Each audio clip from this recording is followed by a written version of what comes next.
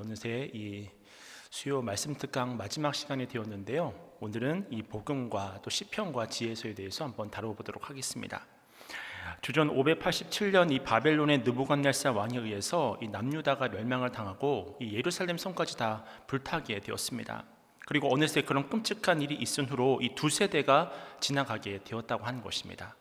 그렇게 한숨만 쉬며 절망 가운데 있었는데 한 전령이 소식을 하나 가지고 오는 거예요.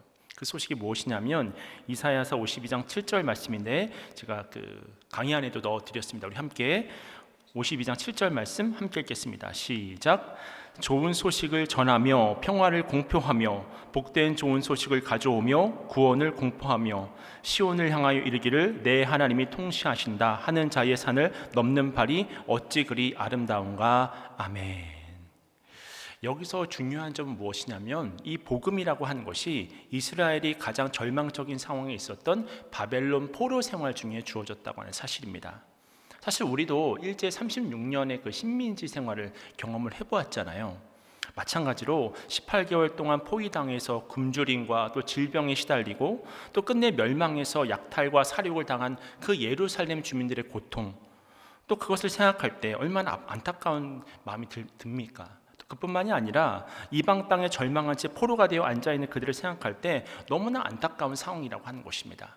하지만 하나님은 이런 절망 가운데서도 하나님의 자비를 구하고 또 은혜를 회복시켜달라고 부르짖고 찾는 이들에게 어떻게 소망의 하나님이 되시는지를 말씀해주고 있는데요. 먼저 이사야서 40장부터 55장의 말씀을 보시면 이 장들은 포로들을 향한 메시지로서 하나님이 이들을 구원하시기 위해서 이제는 행동할 것이라고 하는 사실을 알려주는 장입니다. 다시 말해 페르시아의 새로운 왕 고레스를 통해서 바벨론이 정복당하고 또 이 고레스가 이스라엘 자손들을 그들의 땅으로 이제는 돌아가게 할 것이다 라고 하는 사실을 말해주고 있는데 이 이사야의 장들에는 5가지 주제들이 담겨져 있습니다. 첫째, 이 메시지 안에는 새로운 미래를 이야기하고 있다는 거예요. 그 미래가 무엇이냐? 하나님의 심판이 마무리되어지고 이제 하나님께서 새로운 일을 시작하신다고 하는 것입니다. 두 번째로 이사야는 이 본문 안에서 새로운 출애굽을 이야기하고 있습니다. 하나님께서 애굽의 노예로 살던 이스라엘 백성들을 데리고 나오신 것처럼 이 바벨론에서도 그들을 데리고 나오실 것입니다. 바로 이사야 40장에서 55장 안에는 이런 구속에 관한 아주 강력한 메시지들이 나타난다고 하는 것을 확인할 수 있고요. 세 번째로 이 장들은 하나님의 새로운 계시에 대한 이야기를 하고 있는데 하나님의 새로운 행동은 무엇을 말해주고 있습니까? 하나님만이 진실로 너희들의 하나님이 되신다는 거예요. 하나님만이 우주의 창조자이자 역사의 주관자가 되심을 말씀해주고 있다고 하는 것입니다. 이에 반해 다른 나라의 신들은 하나님과 비교할 때 철저히 무력한 존재, 그냥 우상에 불과한 존재임을 말해주고 있고요. 네 번째로 열방에 대한 소망을 이야기하시는데요. 다른 나라들도 이스라엘처럼 하나님의 심판을 받습니다. 또한 이스라엘과 마찬가지로 그들 역시 하나님께 돌아오기만 한다면 다시금 소망의 하나님이 그들에게도 대주시겠다고 하는 것입니다. 그러니까 이사야서 40장부터 55장에 있는 내용은 하나님께서 아브라함과 맺으신 그 언약에 대해서 아주 다양한 색을 입히고 있다고 하는 것을 우리가 이 본문들을 통해서 확인할 수 있고요. 5번째는 무엇이냐면 이제 이스라엘을 구원할 새로운 인물을 이야기하시는데 하나님은 이스라엘의 그 실패 가운데서 그들의 정체성을 구현해낼 또 그들의 사명을 완수할 새롭고 신비한 한 사람을 드러내실 것입니다. 그분이 바로 누구겠습니까? 예수 그리스도가 되시는 것입니다. 주의 종이라고 언급을 하고 있고요. 이 주의 종은 열방을 향해 하나님의 복을 전달하는 대행자로서 이스라엘 정체성을 공유하고 또 이스라엘의 사명을 이제 이어받게 되어지는 것입니다. 그렇다면 예언자들이 하나님이 계시해 주신 미래를 들여다볼 때 그들이 하는 말들은 무엇을 가리키고 있는 것일까요? 크게 3가지 지평이 있는데요. 첫 번째 지평은 구약시대 전체를 이제 아우르는 지평이 되어지는데 예를 들어 많은 예언자들이 하나님께서 북이스라엘과 또 남유다를 차례대로 유배 보낼 것이라고 경고를 하잖아요. 그 이유는 그들이 끈질기게 그 하나님의 언약을 거절하고 외면했기 때문이었습니다. 그래서 북왕국 이스라엘은 주전 721년에 또 남유다는 주전 587년에 각각 멸망함으로써 그 예언들이 성취가 되었는데요. 바로 이 예언들의 첫 번째 지평인 이 구약 시대의 그 모든 예언들이 성취가 되었다고 하는 것입니다. 그리고 일부 예언자들은 하나님이 유다의 포로들을 그들의 땅에 돌아오게 하실 것이고, 또 포로 생활을 끝낼 것이고, 언약이 갱신될 것이고, 성전이 재건될 것을 예언했습니다. 이 예언들 역시 구약 시대에 다 성취가 되어졌던 거예요. 두 번째로 신약 시대에는 예언자들이 오실 한 사람에 대해 말할 뿐만 아니라 예수님을 통해서만 완벽하게 적용될 수 있는 내용을 예언서에 묘사하고 있는데요. 예를 들어서 예레미야 31장에서 하나님께서 새 언약을 맺으신다고 말하는 부분을 보면, 이 새로운 관계가 완벽한 죄사함을 수반한다고 한다면 그것은 오직 예수 그리스도를 예표한다고 밖에는 볼 수 없는 그런 묘사된 그런 장면이 있음을 우리가 확인하게 됩니다. 뿐만 아니라 이사야가 주의 종에 관해 말할 때 그 종은 많은 사람의 죄를 지고 우리를 대신하여 죽는다는 그 유명한 이사야서 53장의 말씀이 바로 예수 그리스도 안에서만 온전히 구현될 수 있음을 우리가 확인하게 되는 거예요. 결국 우리가 구약의 이 본문들을 읽을 때는 궁극적으로 이 본문들이 예수 그리스도로 이어지는 거대한 여정의 일부임을 인식하면서 이 본문들을 읽어나갈 수 있어야 한다고 하는 것입니다. 이제 세 번째 지평은 새 창조인데요. 미래 세상에 대한 예언자들의 표현을 보면 절망이 아니라 엄청난 기쁨과 흥분으로 가득 차 있는 것을 우리가 확인할 수 있습니다. 그로 인해 우리는 모든 것이 완벽한 세상을 상상하게 되는 거예요. 자연은 풍요롭고요, 땅이 그의 창조주를 기뻐합니다. 인간의 삶은 안전하고 만족스럽고 폭력이라든지 불이라든지 또 굶주림이라든지 어떤 위협이라든지 그런 것들이 없는 거예요. 사람과 동물이 조화를 이루면서 평화롭게 살고, 사람들은 다시는 불순종하면서 하나님께 등을 돌리지도 않고, 온 세상과 사람들이 자신들의 거짓신을 거부하고 살아계신 하나님께 나와서 기쁨으로 예배를 드리는 것입니다. 이러한 비전은 분명 첫 번째 지평인 구약 시대에서는 성취되지 못했습니다. 또한 그리스도께서 십자가와 부활로 세상을 구속하셨긴 했지만 우리는 아직 완벽한 평화, 정의로운 세상이 이루어지는 것을 보지는 못했잖아요. 그래서 우리는 세 번째 지평을 통해 다가올 새로운 지평을 바라보아야 하는 것입니다. 구약 성경을 읽으면서 이제 우리는 미래에 대한 비전에서 다시 구약 성경이 마무리되는 부분을 살펴보아야 하는데, 예레미야가 말했듯 바벨론 제국은 약 70년간 지속이 되어졌습니다. 그 후 페르시아 왕 고레스가 바벨론을 물리치고 200년간 지속될 새 시대, 곧 페르시아 제국을 출범을 시켰는데요. 고레스가 처음으로 한 행동은 주는 538년에 이 아시리아 사람들과 바벨론 사람들에 의해서 쫓겨난 포로들을 그들의 신들과 함께 고국으로 돌려보내는 그런 칙령을 반포했던 것입니다. 우리가 이것을 고레스 칙령이라고 하잖아요. 그러나 돌아온 그들은 유다나 이스라엘이라고 하는 새로운 독립국을 세우지는 못하고 그저 페르시아 제국의 한 지방에서 외땅 구석에서 이제 작은 공동체를 이루면서 살아가게 됩니다. 그러니까 귀환한 포로들이 힘겨운 상황에 직면을 했던 거예요.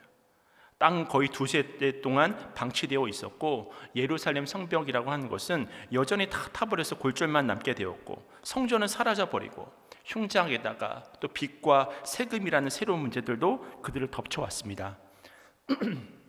또한 영토 북쪽에 있던 여러 혈통의 민족들이 제기하는 여러 의혹이라든지 반대에도 직면을 해야 했습니다.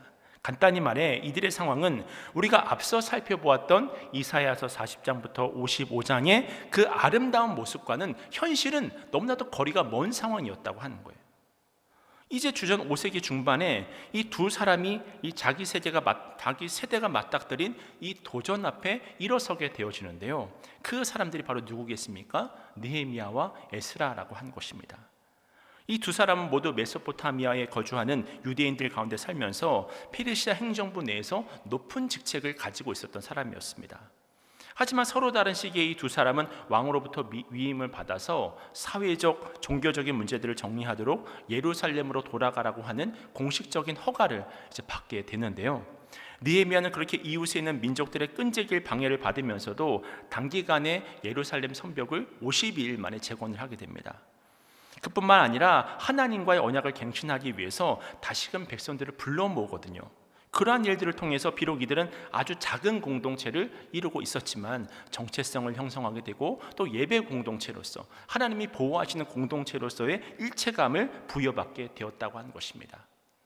또한 에스라는 제사장이자 모세 율법 전문가였는데요. 그는 한 주 동안 진행될 중요한 의식을 준비했고 또 모인 백성들에게 하나님의 말씀을 읽어주고 또 그가 그렇게 하는 동안 몇몇 훈련받은 제사장들이 그 내용을 해설하게 했습니다.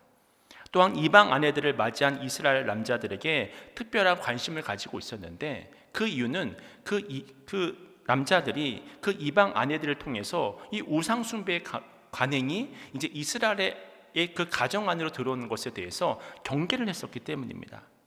이때 에스라가 내린 해결책은 무엇이냐면 그 남자들이 아내와 이혼하도록 하는 것이었는데 우리는 이런 조치들을 통해서 그가 얼마나 이 신앙의 순수성을 유지하기 위해서 애썼는지를 엿볼 수가 있는 거예요. 이렇게 내러티브와 예언의 역사로 이루어진 구약의 시기가 이제 마무리가 되는데요. 그 후로 예수 그리스도가 오시기까지 이제는 4세기가 걸렸습니다. 그동안 이 이스라엘 백성들은 매우 복잡한 시기를 통과하게 되는데요. 그 4세기 기간 안에는 때로는 큰 제국 안에서 평화를 누리기도 했고 때로는 극심한 박해의 시기를 지나기도 했습니다. 특히 이 페르시아 제국이 알렉산더 대제에게 패배함으로써 유다가 그리스 제국으로 넘어가고 다시 그 뒤를 이어서 로마 제국의 점령을 당하게 되면서 이제 극심한 박해가 일어나게 되었습니다. 소위 이 신구약 중간기로 불리우는 이 시기에 두 가지 특징이 아주 주요하게 드러나게 되었는데요. 그 첫 번째 특징은 무엇이냐면 유다 백성들이 이 에스라라고 하는 인물로부터 시작해서 이제 율법 책에 대해서 훨씬 더 많이 관심을 가지게 되었다고 하는 것입니다. 다시 말해 이들은 성경을 토대로 세워진 공동체가 되었고 그들의 삶은 점점 율법과 예언서의 명령과 소망을 중심으로 한 그런 공동체를 이루게 되었다고 하는 것입니다. 서기관과 랍비들과 같은 율법 전문가들이 있었고 이 이후에는 하나님의 전체 율법에 완벽하게 순종하며 살고자 하는 일종의 무리들이 있었는데 그 무리들이 누구겠습니까? 그 유명한 바리새파가 되는 거예요. 이러한 일련의 일들은 긍정적인 동기가 그 배후에 있었는데요.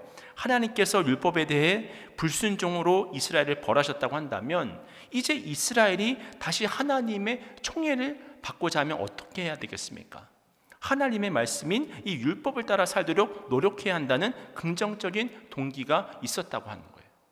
그러나 그 결과 자꾸만 규율과 또 보호책을 막 추가하게 되면서 사람들에게 과중한 부담을 주는 종교체제, 즉 예수님이 계속해서 이 신약 성경에서 이의를 제기하셨던 그 체제가 만들어지게 되는 부정적인 결과도 이제 만들어지게 되었다고 하는 것입니다.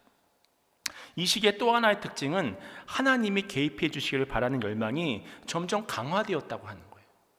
박해가 늘어나고 그들을 다스리던 이방 나라들의 사악함과 이 억압이 갈수록 커짐에 따라서 하나님께서 그분의 나라가 임하도록 직접 단호하게 행동하시는 것만이 그들의 유일한 소망으로 보였기 때문이었습니다.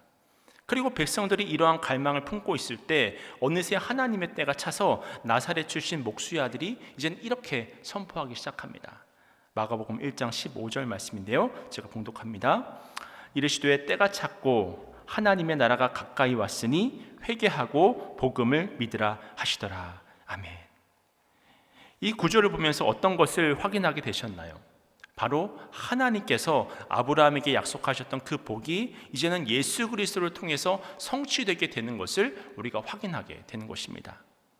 이제 이어서 신앙에 관련된 내용은 아마 다음 주부터 이제 살펴보게 될 것이고요. 이제 또 다른 측면에서 이 시편과 지혜서도 우리가 함께 살펴보기를 원하는데요.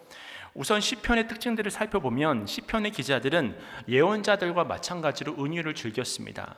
예를 들어서 시편 23편을 보면 다윗은 하나님이 그를 어떻게 보살피시고 또 인도하시고 그가 공경에 처했을 때 보호해 주셨는지에 대해서 굉장히 긴 글로도 쓸 수 있었을 거잖아요.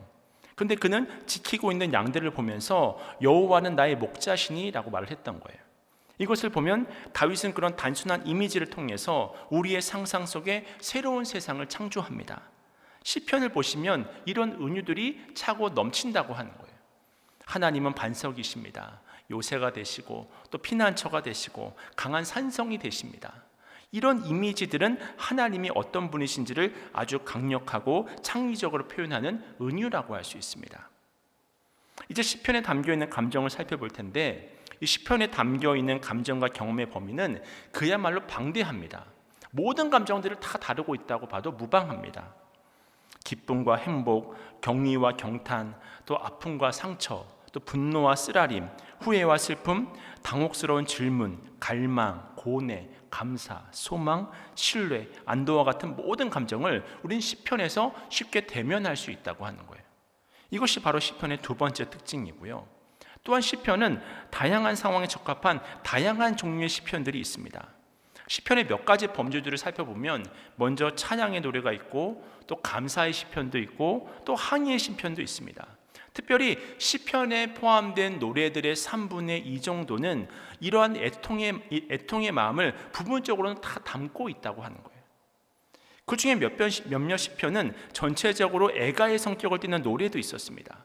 그러니까 히브리 성경에는 이 시편이라는 책의 표제가 찬양이지만 그 찬양 중에 가장 많은 부분이 실제로는 애가라는 점이 자칫 좀 모순처럼 들리기도 하는데요. 왜냐하면 우리는 보통 찬양을 행복하거나 기쁠 때 하는 것으로 생각을 하잖아요.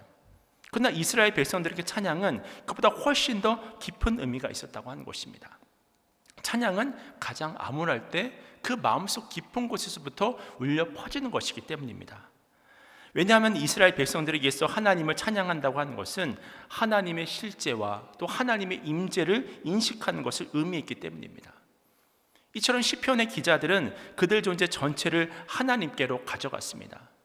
삶이 고통스럽고 견딜 수 없고 도저히 삶을 이해하기 힘들 때 그들은 모든 것을 하나님께 맡기고 부르짖었다고 하는 거예요. 그것이 바로 시편을 통해서 잘 나타나 있다고 하는 것입니다. 이처럼 우리가 시편의 성격을 이해했다면 이제 이 시편이 무엇을 위한 책인가를 살펴볼 차례인데요. 이스라엘 백성들에게 있어서 이 시편은 무엇이었을까? 우선 시편은 믿음을 선포할 뿐만 아니라 힘든 시기에 그들의 믿음을 굳건히 하고 유지하는 데 도움을 주었습니다. 이 많은 시편이 큰 고통 가운데 있을지라도 하나님을 신뢰하라고 요청하고 있는 것을 우리가 확인할 수 있다는 거예요. 그뿐만 아니라 시편은 소망을 담고 있는데요. 너무나 오랜 시간이 걸리는 듯 보일지라도 하나님의 약속은 반드시 이루어진다는 확신을 가지고 그 때를 기다리도록 시편은 우리를 격려합니다. 그리고 많은 시편이 개인적 차원에서 이런 갈망과 소원을 표현하지만 훨씬 폭넓은 차원을 드러내는 그런 시편들도 있었습니다. 그래서 그런 시편들에는 온 세상 모든 민족이 살아계신 하나님을 예배하고 또 그분의 구원을 기뻐하는 것에 대한 전 세계적인 비전이 담겨 있기도 했는데요. 시편 86편 9절 말씀인데 제가 한번 읽어드리겠습니다. 주여, 주께서 지으신 모든 민족이 와서 주의 앞에 경배하며 주의 이름에 영광을 돌리리이다. 이외에도 많은 시편이 이러한 전 세계적인 어떤 구원에 대한 소망을 담고 있다고 하는 거예요. 우리가 그러한 구절들을 읽다 보면 하나님이 품으신 온 세상을 향한 소망과 기대가 이 성경 속에서 고동치는 것을 느낄 수가 있다고 하는 것입니다. 세 번째로 시편은 우리의 삶을 드러냈는데요. 이 시편 전체의 맨 앞에 놓여 있는 시편 1편은 하나님의 명령을 따름으로써 하나님에 대한 믿음의 삶을 살아내는 이들에게 복이 있다고 외치고 있습니다. 근데 복 있는 사람은 율법을 율법주의적으로 정확히 글자 그대로 실행해야 하는 가혹하고 무거운 짐으로 보지는 않았다고 하는 것입니다. 왜 그렇습니까? 복 있는 사람은 율법을 즐거워합니다. 율법은 종교적 노예를 위한 법규가 아니라 살아계신 하나님의 임재 가운데 살면서 책임 있는 자유와 기쁨을 누릴 수가 있는 비결이 되기 때문입니다. 예배는 우리가 예배하는 분을 닮아갈 수 있도록 동기를 부여하잖아요. 이스라엘 백성들은 이 시편을 사용해서 정기적으로 하나님께 예배를 드리면서 항상 새로운 것을 배워갔습니다. 그들은 머리로 배웠을 뿐만 아니라 삶으로도 배웠습니다. 많은 시편이 이처럼 삶에 대한 성찰, 또 고난의 때를 위한 지혜, 또 하나님을 기쁘시게 하는 삶에 대한 훌륭한 조언들을 제시해주고 있다고 하는 거예요. 그 다음 지혜서를 보게 되어지면 이 지혜서는 삶을 위한 교훈들을 모아놓은 책이라고 볼 수가 있는데요. 먼저 지혜서의 특징들을 살펴보면 첫 번째로 지혜서는 율법서가 아니라고 하는 것입니다. 이 성경의 율법은 되게 간결한 명령형의 말투로 표현이 되는데 이 지혜서라고 하는 것은 대화체에 더 가까운 표현들을 사용하고 있습니다. 그러니까 율법은 직설적이고 간단 명료하잖아요. 그래서 그렇게 하지 말라, 또 그렇게 하면 너희들이 죽음에 이르게 될 것이다, 이제 이런 표현들을 사용하잖아요. 하지만 이와 달리 잠언은 명령이기보다는 이 비참한 결과들을 지적하는 방식으로 행해지는 강력한 경고라는 거예요. 그러니까 예를 들면 그것은 당신과 당신의 가족을 망칠 수 있습니다.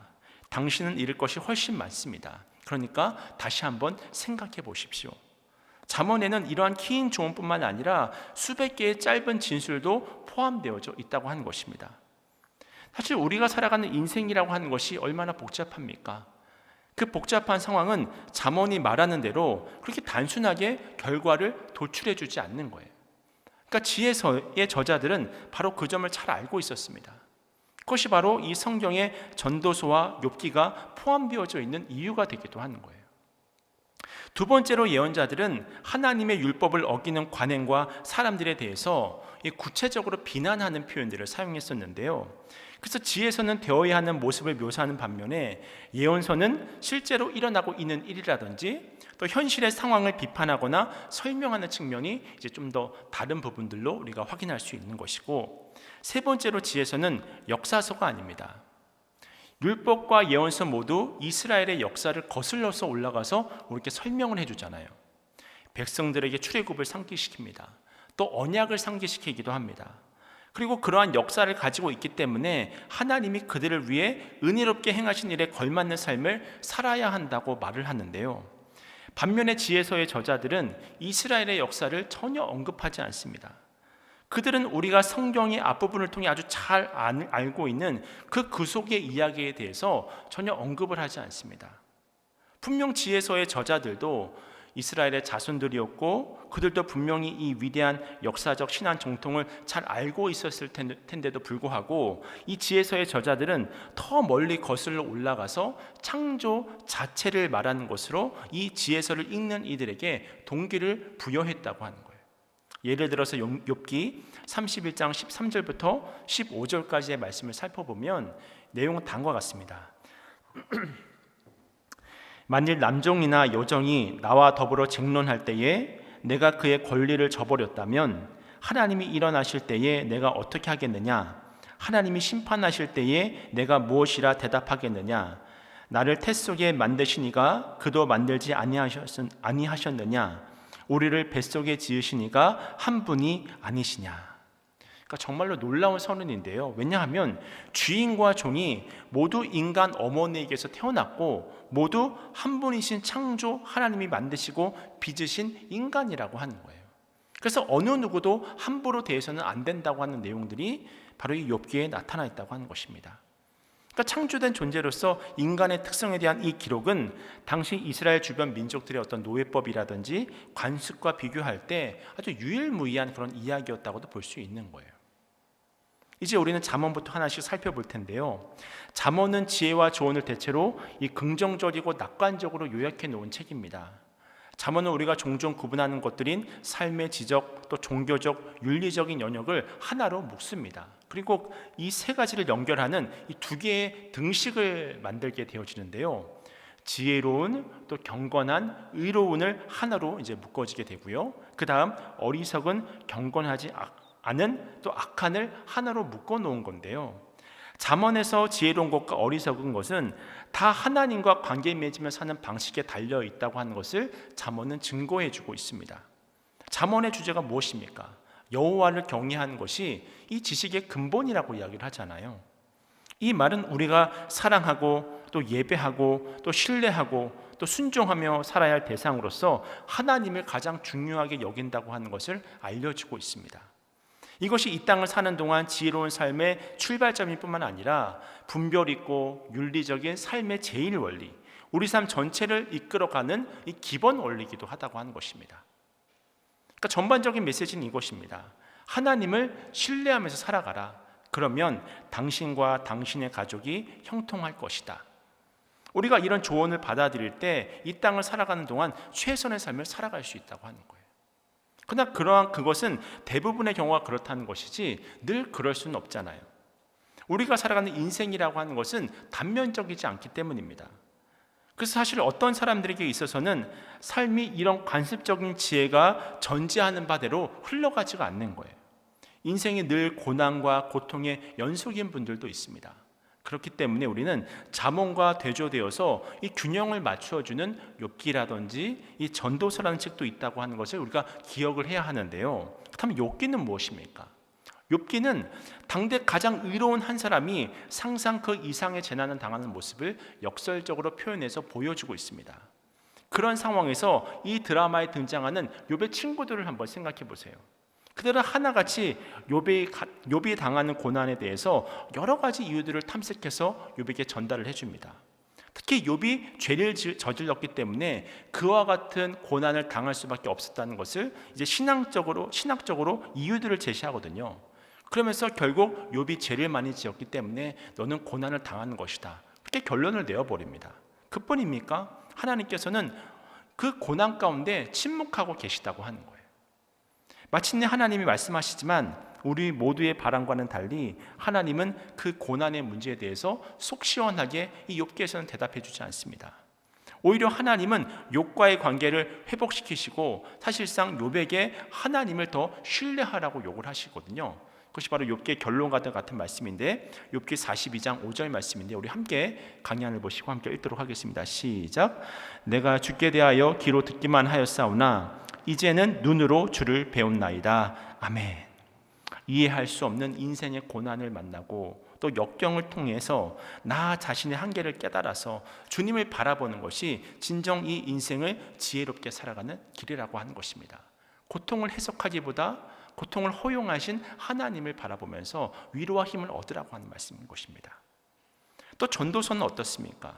인생이 주는 허무와 씨름을 하거든요.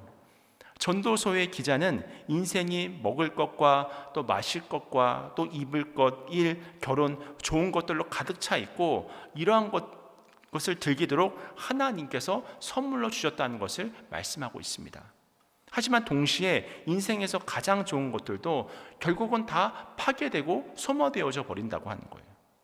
그리고 이 좋은 것들이 악한 사람들에게만 있다고 하는 것을 알려줄 뿐만이 아니라 그리고 결국에는 죽음이라고 하는 것이 우리가 가진 그 모든 것들을 무의미하게 만들어 버리잖아요. 그래서 전도서는 헛되니 모든 것이 헛되다라고 하는 허물을 이야기를 합니다. 헛됨을 이야기를 하고 있는 거예요. 전도서는 분명 세상의 모든 일이 헛되다는 진리를 말하지만 그것은 온전한 진리가 아닌 것이죠. 사실 성부 하나님께서는 성자 예수 그리스도 안에서 이 허무한 세상의 모든 한계와 삶의 좌절을 다 경험하셨습니다. 그리스도 안에서 그분이 직접 이 전도서의 한 절이 되어서 헛되다고 묘사한 그 모든 일들을 겪으셨고 또 그것을 우리의 구원의 수단이 되게 하셨습니다. 이것을 좀 더 구체적으로 설명해 보면 악인들이 받아야 할 벌을 또 의인들이 받고 또 의인들이 받아야 할 보상을 악인들이 받는 것이 여러분 얼마나 허무하고 헛된 일입니까? 근데 바로 그 전자에 해당하는 일이 십자가에서 예수님에게 일어났잖아요.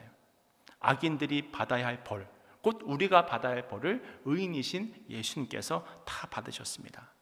그러나 하나님께서는 그를 죽은 자 가운데서 일으키셨습니다. 그것이 바로 헛된 것으로 보이는 죽음에 대한 하나님의 응답이라고 하는 거예요. 하나님은 그리스도의 부활로 헛된 것으로 보이는 이 죽음을 이기셨습니다. 이 때문에 이 땅에서의 우리의 삶과 수고가 주 안에서 그 모든 것들이 허무와 헛됨으로 끝나는 것이 아니라 의미 있는 것으로 또 가치 있는 것으로 끝나게 될 수 있는 것입니다. 예수님의 상과 죽음과 부활에 관한 복음이 바로 세상의 모든 것이 허무하고 헛되다는 이 전도서의 도전에 성경 자체가 내놓은 응답이라고 하는 거예요. 그러므로 우리가 앞으로 성경을 읽을 때마다 지금까지 공부했던 구약의 이 거대한 이야기의 흐름을 이해하고 읽는 것이 너무나도 중요합니다. 그래서 답이 전혀 나오지 않는 질문들과 이 충족되지 않는 갈망이 담긴 이 전도서와 같은 책도 바로 구약 성경 전체의 궁극적인 성취 무엇이겠습니까? 바로 예수 그리스도를 가리켜서 보여준다고 하는 사실을 우리가 여기서도 확인할 수 있다고 하는 거예요. 우리는 이렇게 4주 동안 이 구약의 전체적인 핵심 메시지를 살펴보았는데요. 이것은 결국 이스라엘의 메시아이자 구세주이시며 모든 민족의 주님이신 예수 그리스도께로 이끄는 여정임을 우리는 이 4주간의 기간을 통해서 확인할 수 있었습니다. 그리고 앞서 말씀드린 이 모든 구약의 이 이야기들을 예수님이 다 알고 계셨다고 하는 거예요. 그 사실이 중요한 것입니다. 신약에서 예수님이 부르신 노래들, 또 그분의 경청하신 두루마리의 내용들, 또 그분이 안식일마다 드린 기도들이 바로 여기에 다 담겨져 있는 거예요. 그러니까 우리는 구약을 탐구해야 되는 것이고 또 연구해야 되는 것이고 구약을 통해서 하나님을 만나야 하는 것입니다. 바라기는 우리도 구약 성경을 더 깊이 깨달아서 더욱 주님의 형상으로 빚어지는 그런 은혜가 있으시기를 주님의 이름으로 축원을 드립니다.